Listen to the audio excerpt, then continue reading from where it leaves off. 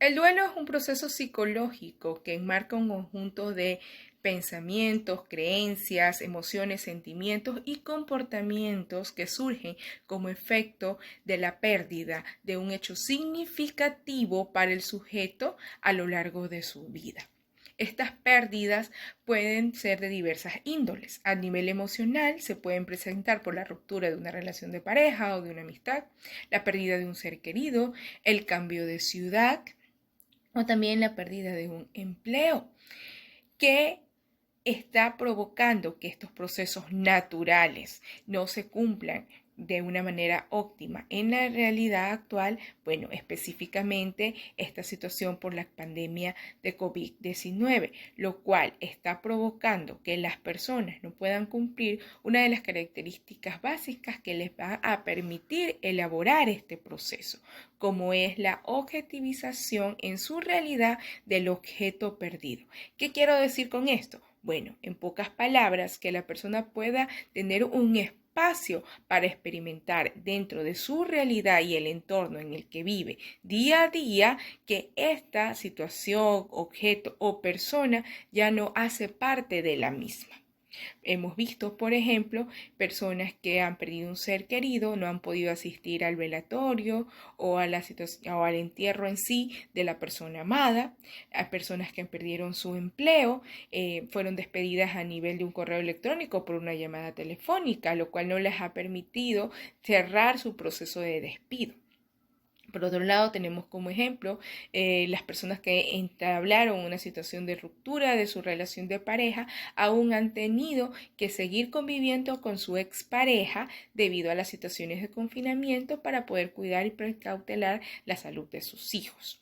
En fin, todas estas situaciones no están permitiendo que la persona pueda elaborar su proceso de duelo o aún peor, que se quede estancada en una de las fases de este proceso. Bueno, ¿qué podemos hacer nosotros para ayudar a las personas que están pasando por esta situación y que no están pudiendo llevar a cabo de una manera adecuada estos procesos de duelo? Como profesional y psicóloga, puedo sugerir 4 aspectos básicos que tenemos que tomar en cuenta. El primero de ellos es determinar el tiempo y la sintomatología que está sufriendo la persona que está dentro de un proceso de duelo. Desde los manuales diagnósticos de la psicología nos menciona para que un duelo sea considerado patológico, la persona tiene que superar los 2 años de duración y presentar ciertas sintomatologías que denotan un malestar psicológico. Entre ellos tenemos trastornos del sueño, trastornos alimenticios y en algunas de las ocasiones también ciertas alucinaciones con el objeto perdido. También tenemos características como sentimientos de tristeza, melancolía o de ansiedad. Como segundo punto es la identificación en qué fase del proceso del duelo está la persona. Cabe recalcar que no todas las personas tienen un tiempo de duración o hay un tiempo de duración definido en cada etapa, ni podemos decir que se cumplen sistemáticamente y la persona pasa de una etapa a otra. Puede ser que viva una o dos de ellas, pero tomando un poco la literatura de la psicología de manera general y algunas teorías, todas convergen o están de acuerdo en que existen cinco etapas básicas. La primera de ellas es la fase de la negación. Como dice el nombre de esta etapa, la persona niega que existe la pérdida. Es característica en esta etapa que la persona tenga comportamientos que den a notar como que aún existe el objeto perdido. Por ejemplo, si es un ser querido fallecido, sigue hablando de él en presente. Si es una situación de desempleo, se levanta todas las mañanas y se viste como que fuera a trabajar. Si es una ruptura amorosa, sigue tratando a su expareja como su pareja actual. La segunda fase es la fase de la ira. Esta está caracterizada por sentimientos de culpa hacia él mismo y hacia las personas que guardan relación al objeto perdido. En él encontramos discursos como si yo hubiera hecho aquello, si no hubiera pasado esto, si ustedes hubieran hecho lo de acá, no hubiera sucedido.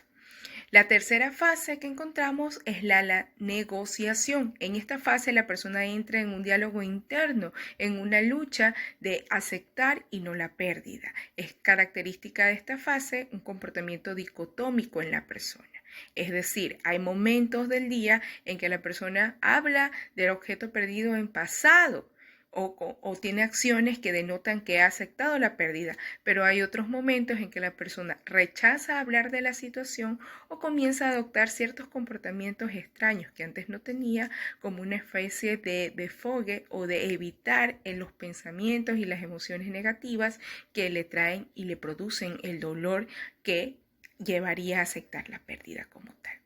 La cuarta fase es la fase que yo le digo la fase sanadora, ¿no? La persona comienza a entrar en un proceso de concienciación de la pérdida y por tanto empieza a externalizar esas emociones y esos pensamientos negativos que causan el dolor. Comienza a tener sus momentos de llanto, de tristeza, trata de hablar de la persona ya sin que esto lo inhiba para poder comenzar su proceso de sanación.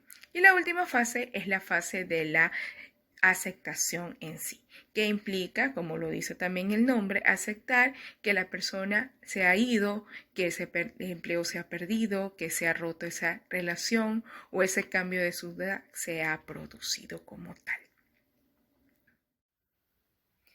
Como tercer punto, tenemos las vivencias de las ritualizaciones. Como lo mencioné anteriormente, implica la característica básica de los duelos, que es la objetivización, vivir la objetivización del objeto perdido. ¿Qué quiere decir esto? Que las personas tengan un espacio en el cual puedan experimentar objetivamente en su realidad la pérdida en sí. Podemos, por ejemplo, una persona que ha sufrido la pérdida de un familiar, el visitar su tumba, tal vez escribirle una carta de despedida, si ha perdido su empleo, comunicarse con las autoridades de la empresa donde trabajaba y iniciar los procesos de cierre de su puesto. Si es un cambio de ciudad, quizás el hecho de salir un poco, convivir, conocer la ciudad actualmente donde vive para aceptar que ha cambiado su entorno.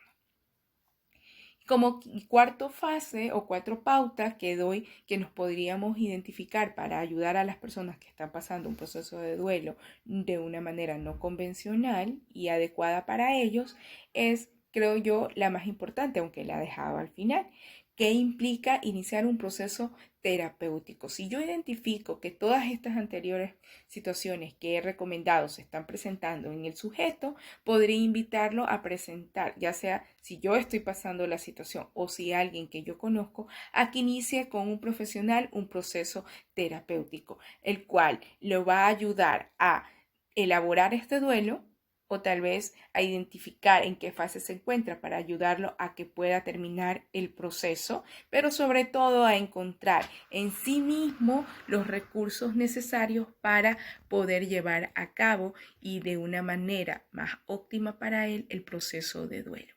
Cabe indicar que los procesos de duelo pueden cerrarse, pero no implica que nosotros, frente a al recordar la pérdida que hemos tenido, dejamos de sentir dolor. Solo nos hemos aprendido a vivir con él. Eso es muy importante recalcar.